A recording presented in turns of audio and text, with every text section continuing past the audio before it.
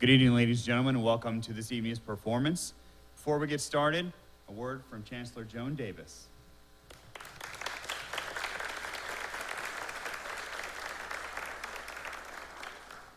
Thank you very much. My faculty and staff never do that, so I appreciate it very much. I'd like to welcome you to Delgado. I'd like to welcome you to the City Park campus, and I'd like to welcome you to the Timothy K. Baker Theater. I don't know if many of you know, but we just opened this facility about a year ago. And so we're very delighted to have all of you here. We're especially honored to have this wonderful band here. I understand that not only are they talented, some of these musicians play 2 and 3 instruments. They are also heavy hitters in the academic world, master's degrees, PhDs. So gentlemen, ladies, if you decide that you want something new, give me a call. I'm always looking.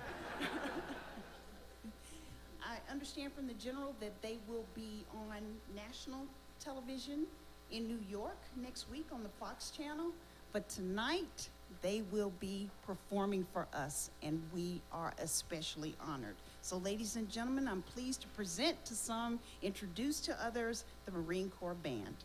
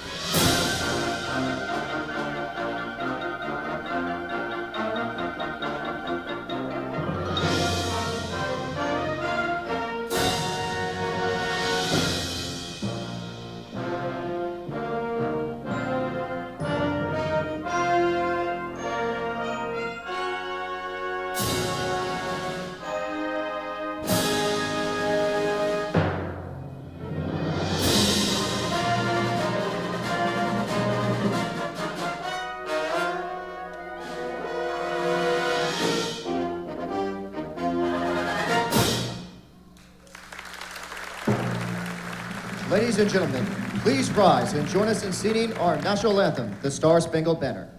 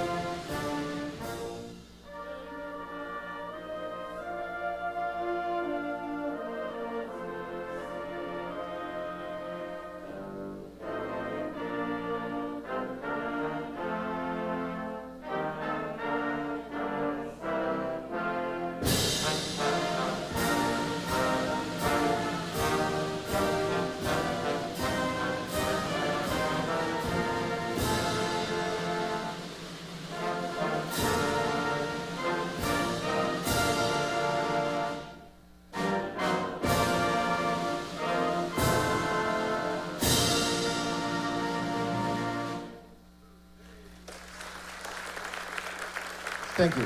Please be seated.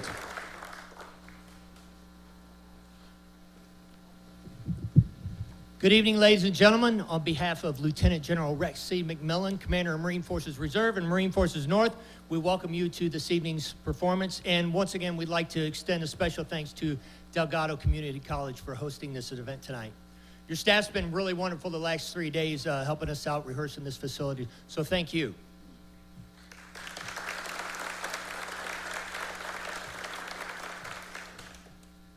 Esprit de Corps, Latin for spirit of the Corps, something that we as Marines hold very dear to us. Robert Yeager was commissioned to write a piece of music for the Marine Band to capture that spirit.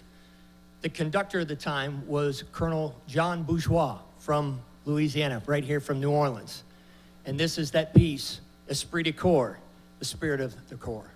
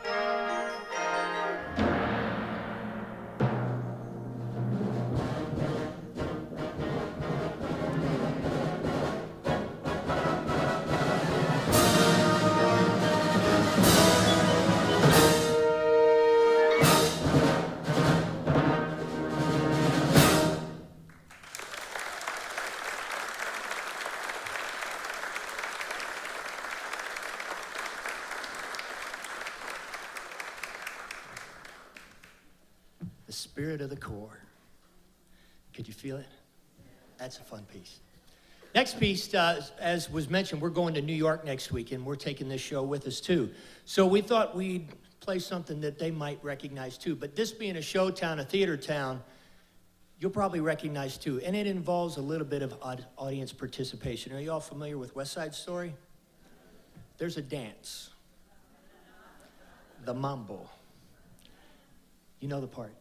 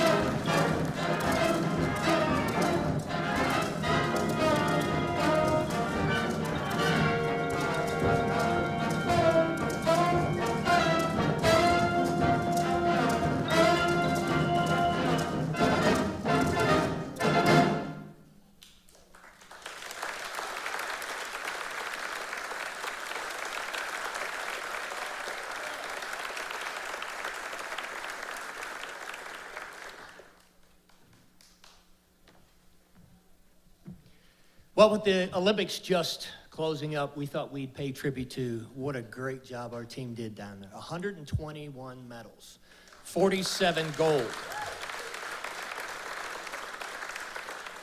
That's the third highest in Olympic history, but we'll take this for that.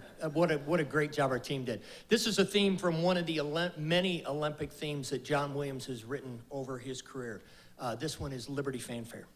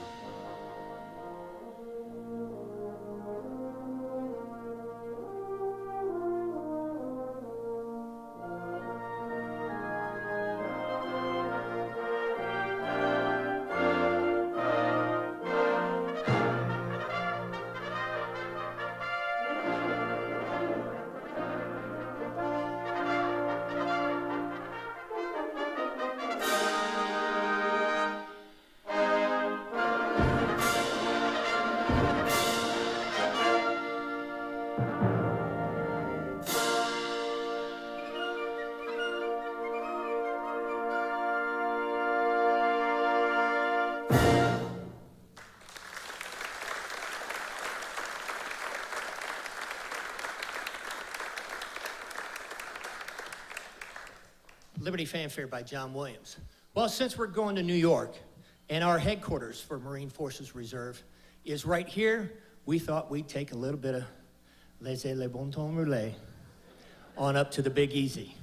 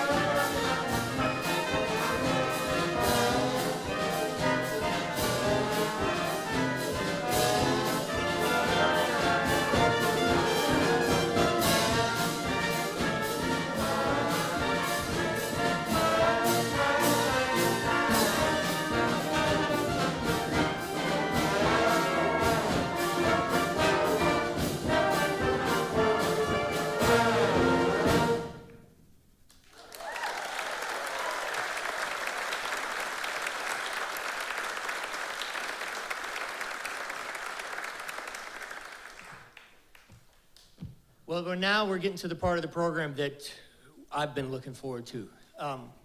This year we celebrate the centennial anniversary of Marine Forces Reserve. And it's a pretty big deal, and that's why we wanted to make this a big deal to help get that across. There's some people that think that a Marine Reservist is a part-time Marine. Well, you're gonna find out tonight there is no such thing. A Marine is a Marine is a Marine. We only train them one way, and there's only one title. And there's only one job. The reserve and the active components have the same mission. We'll get to that. But we're gonna play a march that's very dear to us. Semper Fidelis is the motto of the Marine Corps. It's also the coin phrase for this, celebrating the centennial anniversary. Semper Fi America. Semper Fidelis is Latin for always faithful. It is the motto of our Marine Corps. And John Philip Sousa, probably one of the most famous Marine musicians there ever was, wrote this march for all of us. This is Semper Fidelis.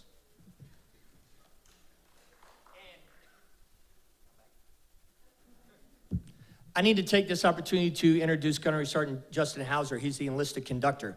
Once we kick off into this show, here he is.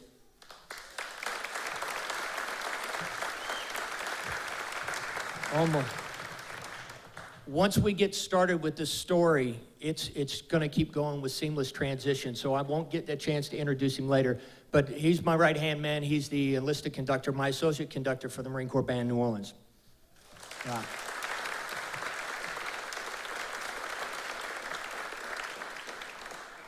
This will begin the part of the program we're calling A Century of Service. This is Semper Fidelis.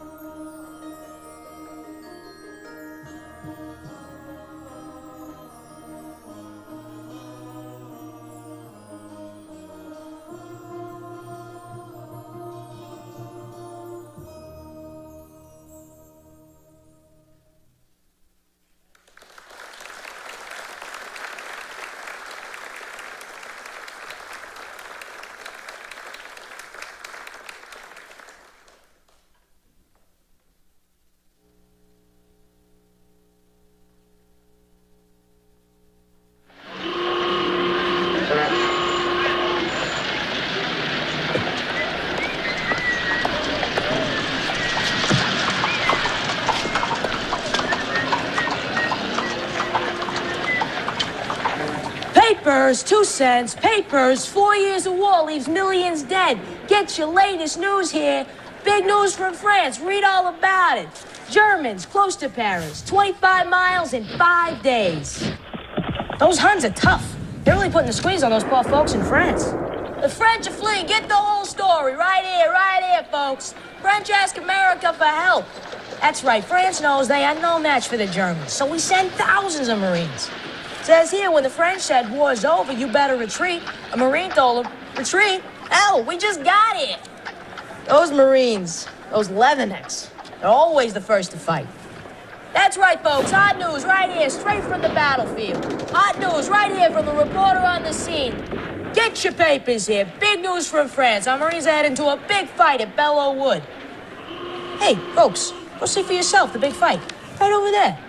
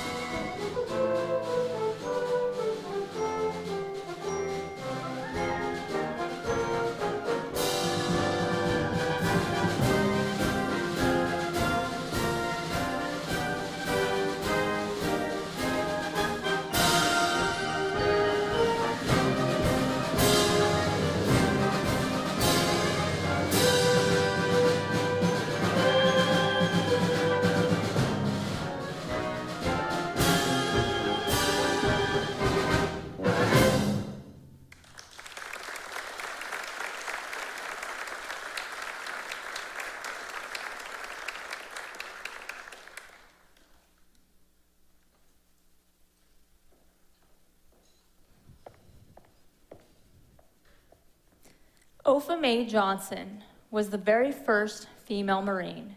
You can see her standing there in the middle. She served alongside more than 300 women in the Marine Corps Reserve. They served as messengers, administrators, and assistants from the beginning of World War I until 1922, when they were demobilized with most of the other reserves. But with the rise of World War II and the call to free a man to fight, came again. This time, the Women Reserves was established permanently in the Marine Corps. More than 19,000 women served in over 200 occupations, including truck drivers, mechanics, electricians, cryptographers, painters, and aerial photographers. But perhaps the most colorful was the Marine Corps Women's Reserve Band. Formed in 1943 and selected and trained by the President's own Marine Band in Washington, D.C., and based in Camp Lejeune, North Carolina. For the remainder of the war, they performed in military ceremonies, parades, and traveled across the United States on war bond concert tours. And they loved marching to the beat of their own drums. And this piece of music is their march, made specifically for them.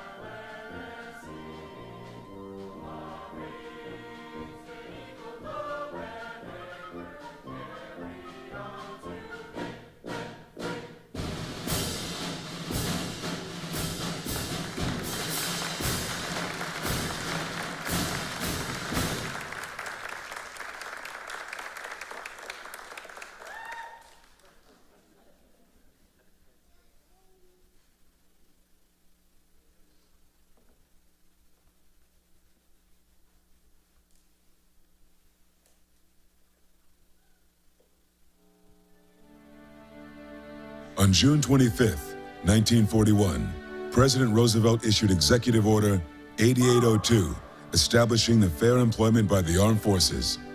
From 1942 to 1949, a few brave African-American men changed the face of the United States Marine Corps forever. Faced with many challenges, they set out to make a difference and ended up making history.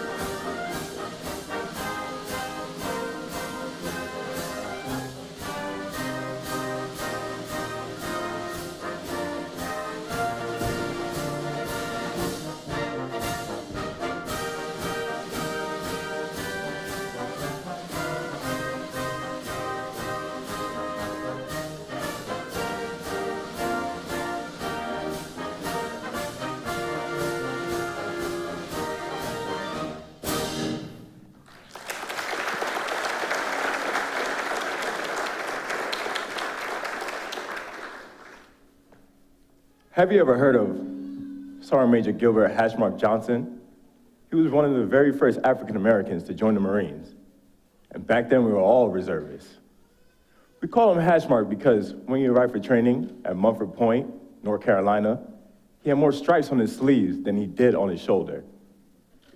You see, he already done 6 years in the Army and another 10 in the Navy. In fact, he was on the battleship USS Wyoming when they attacked Pearl Harbor. After that, he requested a transfer and became one of the very first African Americans to join the Marines. After graduating, he stayed on as a drill instructor there at Mumford Point, and today, Camp Johnson, named after him. He trained hundreds of Marines before being granted transfer to be on a ship and join the fighting in Pacific.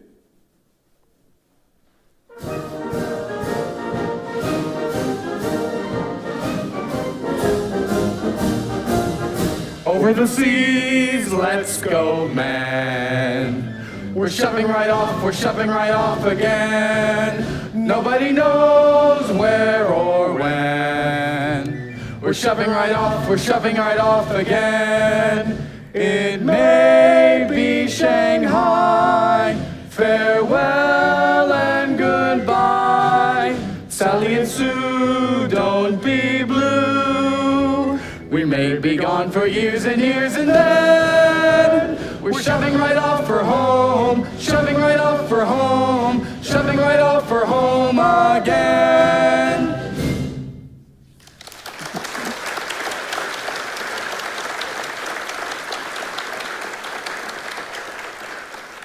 Under the direction of Admiral Chester Nimitz, the U.S. Navy adopted a strategy he referred to as the island hopping campaign. Instead of attacking the Japanese Imperial Navy's forces head on, he decided to liberate the Philippine Islands one by one and a path back to the Emperor's homeland. But even as fast and far as the Navy could drive the Emperors back into the Pacific, the only way the island hopping campaign would ever work was to load these ships up with men and physically put them ashore. And if you want boots on the beach, then you want the finest amphibious fighting force in the world. Marines. So let's load up, boys, and take this fight back across the sea in the other direction. Over the seas, let's go, man. We're shoving right off again.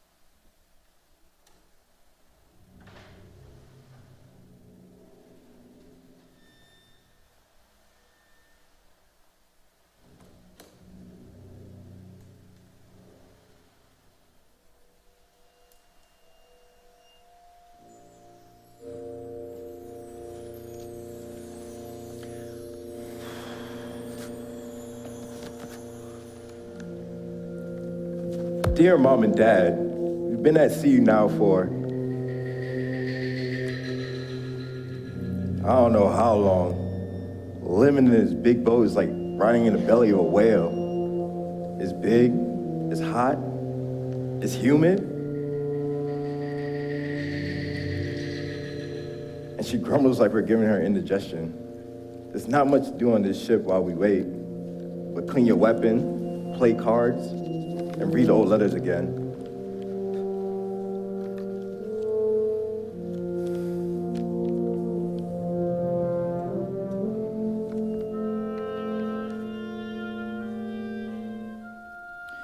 I've read the last letter I got from you probably 50 times.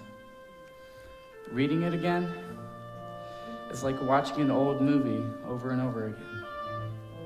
I can see the pictures in my head of home, of the farm.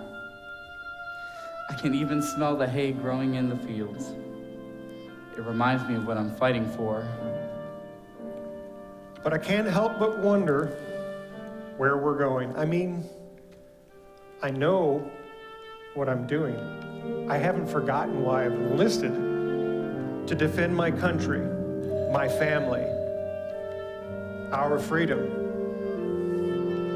But there's so many other people out here. I guess I'm fighting for their countries, their families, their freedoms too. But what are they like? Are they like you, like me, like us?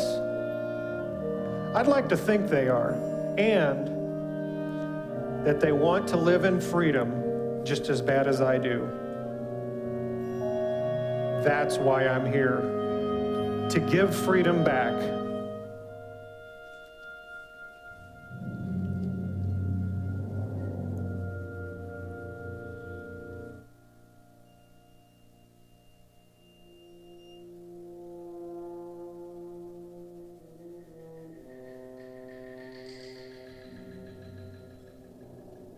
All Marines and landing teams report to their stations for final briefing.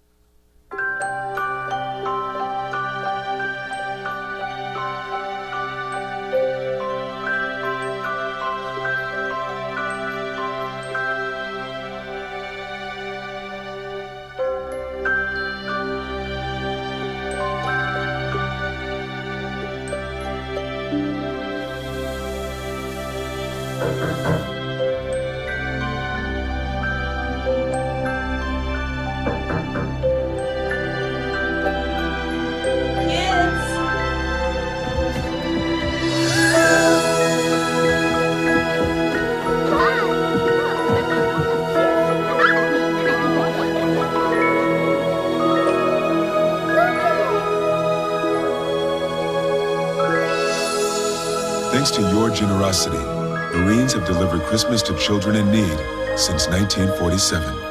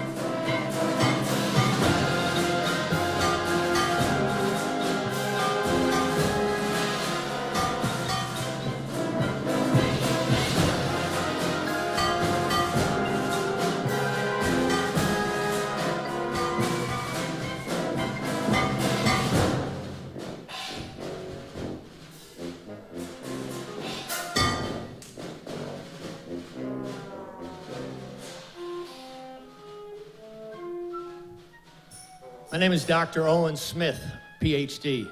I'm the Department Chair for Outdoor Recreation and Leisure Studies at Indiana State University. I'm also the Battalion Intelligence Chief for 3rd Battalion, 24th Marines, United States Marine Corps Reserve out of St. Louis, Missouri.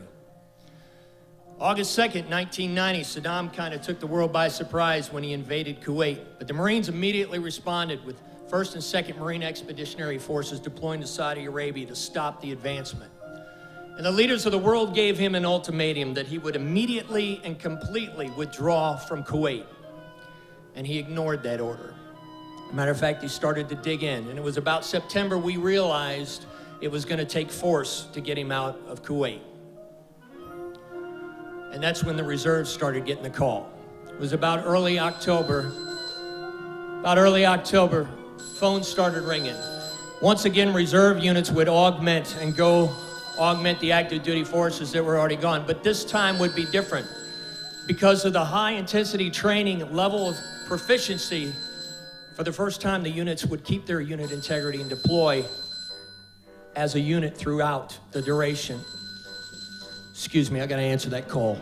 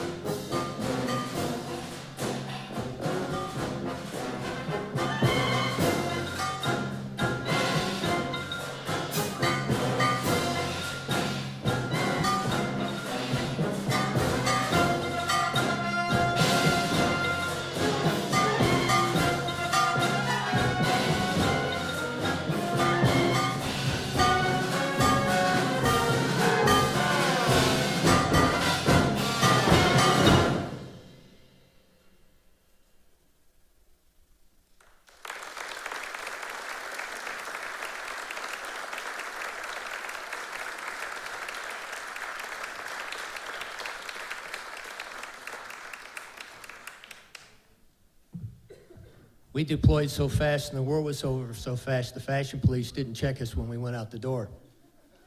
But actually, this is technology at work. You'd think, why would we wear green in the desert? This was a night camouflage, and this check pattern worked amazingly. As soon as you stepped out of the perimeter and got out into open sand, you disappeared, unless you had your hood up. If you didn't have your hood up, then you saw this big white dot and your boots out. But technology was an amazing thing during there. Because of guided missiles and unmanned aerial vehicles, we were able to get in and get the job and put some force on them without endangering lives.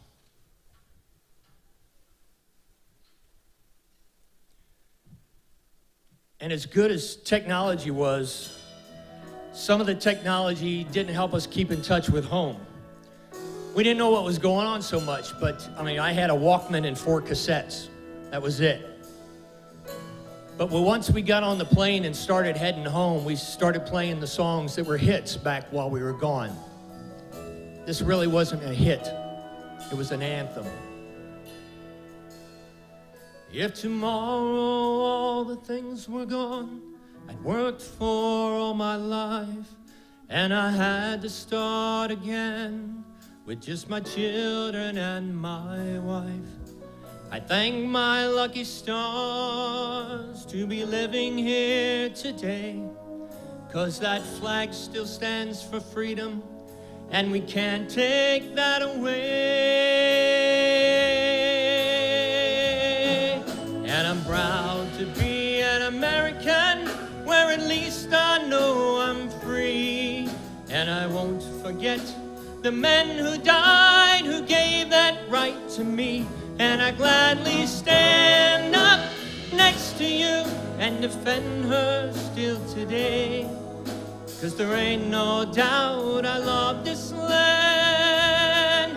God bless the USA.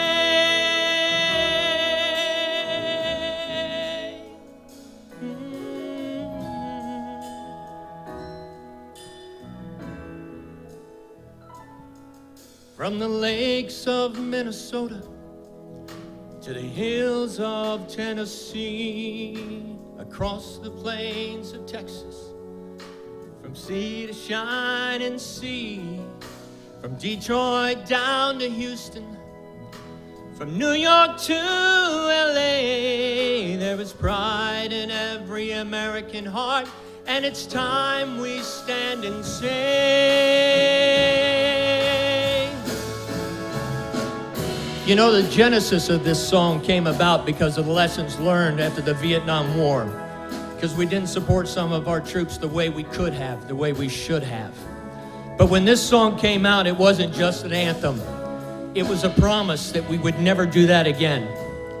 If there's any Vietnam veterans here tonight, I know there's two, please stand. Ladies and gentlemen, let's give up a long overdue welcome home.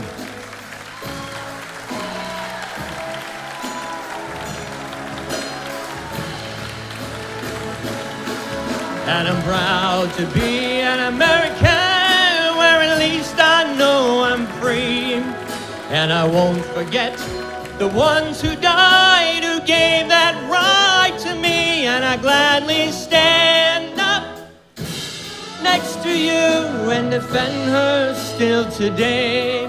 'Cause there ain't no doubt I love this land. God bless the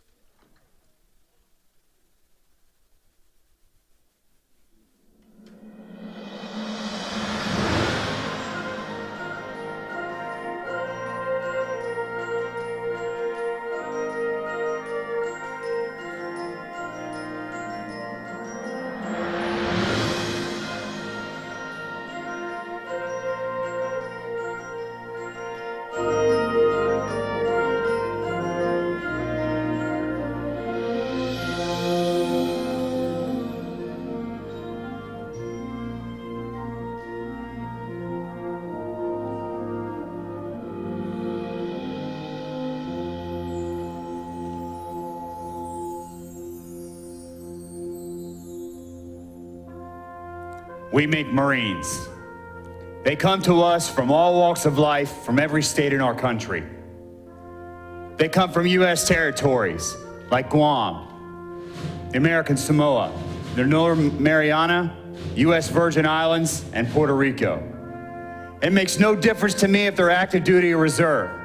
All Marine recruits must complete a 13-week rigorous recruit training program, followed by 4 weeks of Marine combat training.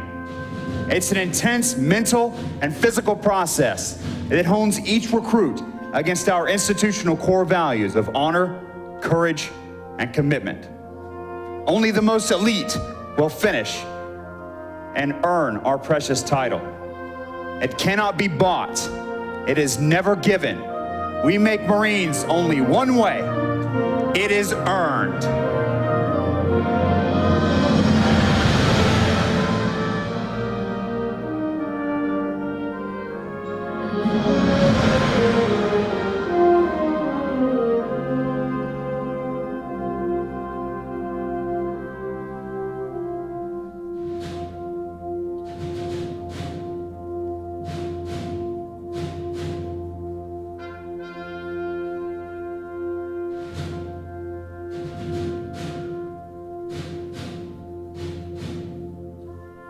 When the new Marines leave me, they go to their units, either active duty or reserve. It still doesn't matter. We train the same because we have the same mission. The title United States Marine is permanent.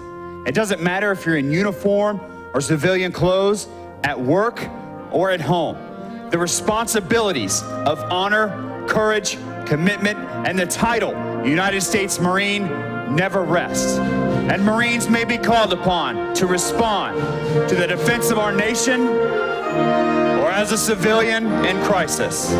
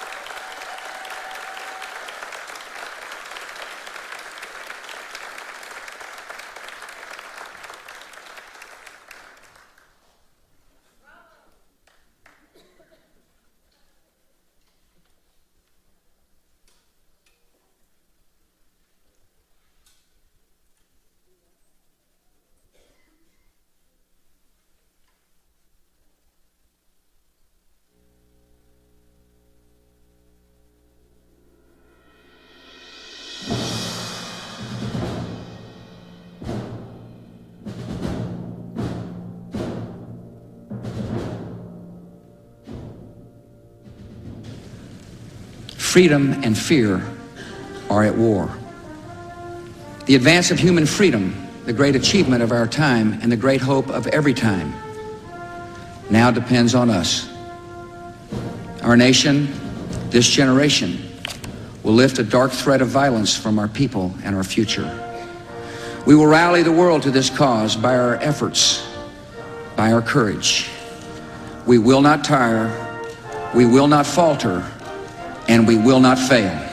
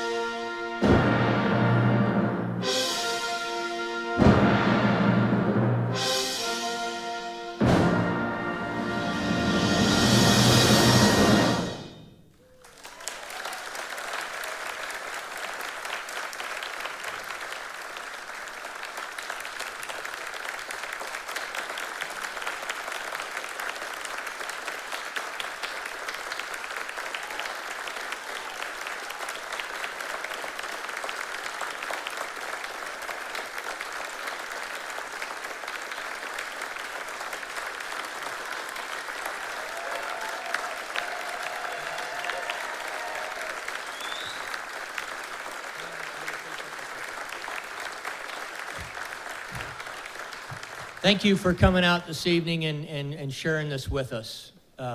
It's an incredible story. It's for Corps. Everybody knows that every Marine is for Corps and for country. The thing that people don't realize, it's for community as well, active or reserve. When we're active duty, we're changing homes every 3 to 5 years. But it's still home. That's where our families go to church. It's where our kids go to school.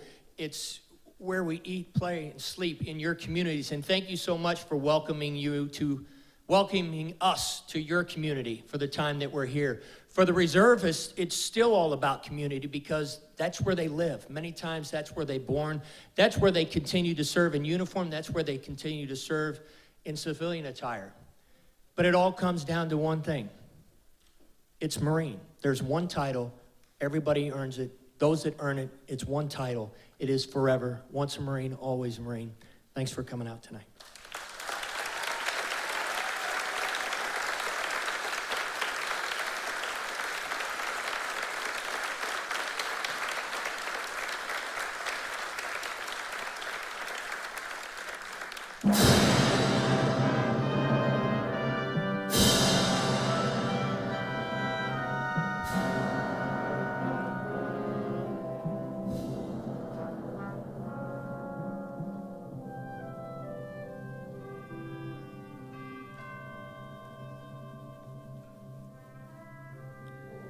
From the halls of Montezuma to the shores of Tripoli, we are prepared mentally and physically to defend our country wherever we are needed. We fight our battles on the air, on land, and sea. While no one likes to fight, we are firmly dedicated to the belief that someone has to know how. First, to fight for right and freedom, and to keep our honor clean. We are proud of the role of readiness entrusted to us, and we pledge ourselves to adhere to our core values of honor, courage, and commitment. We are proud to claim the title of United States Marine. We are few in number, but many in ability, skill, and professionalism. We welcome challenge and challenge those who would join our ranks.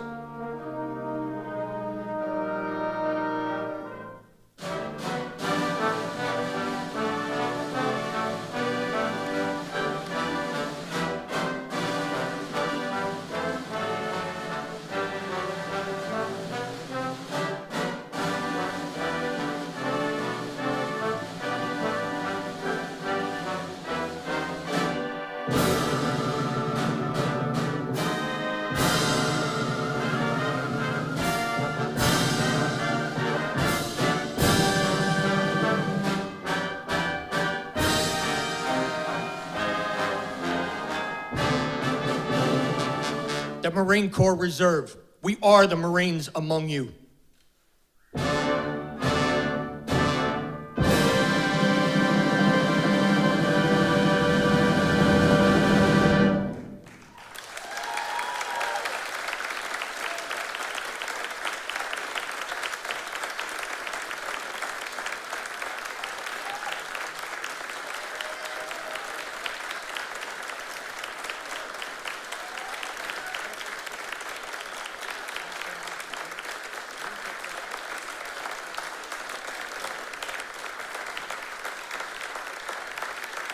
Thanks again, everybody, for coming out. Drive safe.